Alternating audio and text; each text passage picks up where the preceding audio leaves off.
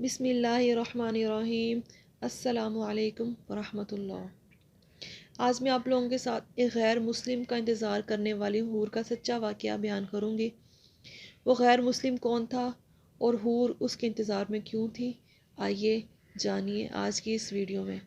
اور اس سے پہلے اگر آپ لوگوں نے میرے چینل انسپریشنل اسلام کو سبسکرائب نہیں کیا تو میرے چینل کو سبسکرائب کریں اور گھنٹی کو بجانا مت بھولیے گا تاکہ میری ہر آنے والی نئی ویڈیو کی آپ کو نوٹیفیکیشن مل سکے۔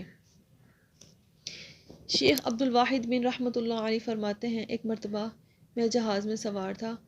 وہ جہاز ایک جزیرے میں جا پہنچا۔ اس جزیرے میں ہم نے دیکھا کہ ایک شخص ایک بت کی عبادت کر رہا تھا۔ ہم نے اس سے دریافت کیا کہ تو کس کی عبادت کرتا ہے؟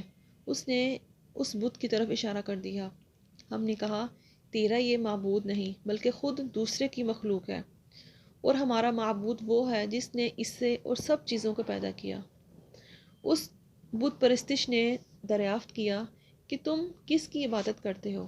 ہم نے کہا، ہم اس کی عبادت کرتے ہیں جس کا عرش آسمان میں ہے اور اس کی زمین پہ حکومت ہے، اور وہ زندوں اور مردوں میں اس کی تقدیر جاری ہے۔ اس کے نام پاک میں اس کی عظمت اور بڑائی نہایت بڑی ہے۔ تو اس نے پوچھا، تمہیں یہ باتیں کس طرح معلوم ہوئی؟ ہم نے کہا، اس حقیقی بادشاہ نے ہمارے پاس ایک رسول کو بھیجا، اس نے ہمیں ہدایت دی۔ پھر اس نے پوچھا، وہ رسول کہاں ہے؟ ہم نے کہا، جس کام کے لیے خدا نے انہیں بھیجا تھا، جب وہ پورا کر چکے تو خدا نے انہیں اپنے پاس بلا لیا۔ پھر اس غیر مسلم نے کہا، رسول خدا نے تمہارے پاس کیا نشانی چھوڑی ہے؟ ہم نے کہا، اللہ کی کتاب۔ اس نے کہا، مجھے دکھاؤ۔ ہم قرآن پاک کو اس کے پاس لے گئے۔ اس نے کہا، میں تو نہیں جانتا، تم اسے پڑھ کے سناؤ۔ ہم نے اسے ایک سورہ پڑھ کر سنائی، اور وہ سن کر روتا رہا اور کہنے لگا، جس کا یہ کلام ہے اس کا حکم تو دل و جان سے ماننا چاہیے۔ پھر وہ مسلمان ہو گیا۔ شیخ عبد الواحد کہتے ہیں، ہم نے اسے پھر دین کی کچھ باتیں سکھائیں۔ جب رات ہوئی اور ہم سب اپنے اپنے بستروں میں لیٹ گئے تو وہ بولا، بھائیو، یہ معبود جس کا تم نے مجھے پتہ اور صفات بتائی ہیں وہ سوتا بھی ہے؟ ہم نے کہا، وہ سونے سے پاک ہے، وہ ہمیشہ زندہ اور قائم ہے۔ اس نے کہا، تم کیسے بندے ہو کہ تمہارا رب نہیں سوتا اور تم سوتے ہو؟ شیخ کہتے ہیں، اس کی باتیں سن کے ہمیں بہت زیادہ حیرت ہوئی۔ مختصر یہ کہ ہم چند روز وہاں اس جزیرے میں رہے۔ پھر جب ہم لوگوں نے وہاں سے کوچ کرنے کا ارادہ کیا تو اس غیر مسلم نے کہا کہ مجھے بھی اپنے ساتھ لے چلو۔ ہم نے قبول کر لیا۔ میں نے اپنے یاروں سے کہا کہ یہ ابھی ابھی مسلمان ہوا ہے، ہمیں اس کی کچھ مدد کرنی چاہیے۔ ہم سب نے چند درہم جمع کر کے اسے دیے اور کہا کہ اسے اپنے خرچ میں لانا۔ وہ کہنے لگا، لا الہ الا اللہ، تم عجیب آدمی ہو، تم ہی نے مجھے رستہ دکھایا اور خود ہی بھٹک گئے۔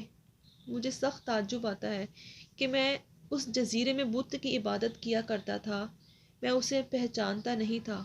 اس نے اس وقت بھی مجھے ضائع نہ کیا، تو پھر جب میں اسے جاننے لگا تو اب وہ مجھے کس طرح ضائع کر دے گا؟ سبحان اللہ۔ 3 دن کے بعد ایک شخص نے مجھے آ کے خبر دی کہ وہ نو مسلم مر رہا ہے، اس کی جا کے خبر لو۔ یہ سن کر میں اس کے پاس گیا اور پوچھا، کیا تجھے کوئی حاجت ہے؟ اس نے کہا، کچھ نہیں۔ جس ذات پاک نے تجھے اس جزیرے میں پہنچایا تھا اس نے میری سب حاجتیں پوری کر دیں۔ عبد الواحد فرماتے ہیں، مجھے وہیں بیٹھے بیٹھے اسی وقت نیند کا غلبہ ہوا اور میں سو گیا، اور میں کیا دیکھتا ہوں کہ ایک سرسبز باغ ہے اور اس میں ایک تخت بچھا ہوا ہے، اور اس پر ایک نہایت حسین و جمیل اور 9 مر حور جو ہے وہ جلوہ افروز ہے، اور وہ کہتی ہے، خدا کے لیے اس 9 مسلم کو جلد میرے پاس بھیج دو، مجھے اس کی جدائی میں بڑی بے قراری اور بڑی بے صبری ہے۔ اتنے میں میری آنکھ کھلی اور میں نے کیا دیکھا کہ وہ سفر آخرت کر چکا تھا۔ میں نے اسے غسل اور کفن دے کر دفن کر دیا۔ جب رات ہوئی تو میں نے خواب دیکھا کہ وہی باغ اور وہی تخت اور وہی عورت، اور اس کے پہلو میں اس 9 مسلم کو دیکھا، اور وہ یہ آیت پڑھ رہا تھا، اور فرشتے ان پر یہ کہتے ہوئے ہر دروازے سے آئیں گے کہ سلامتی ہے تم پر، بس کیا اچھا بدلہ ہے آخرت کا۔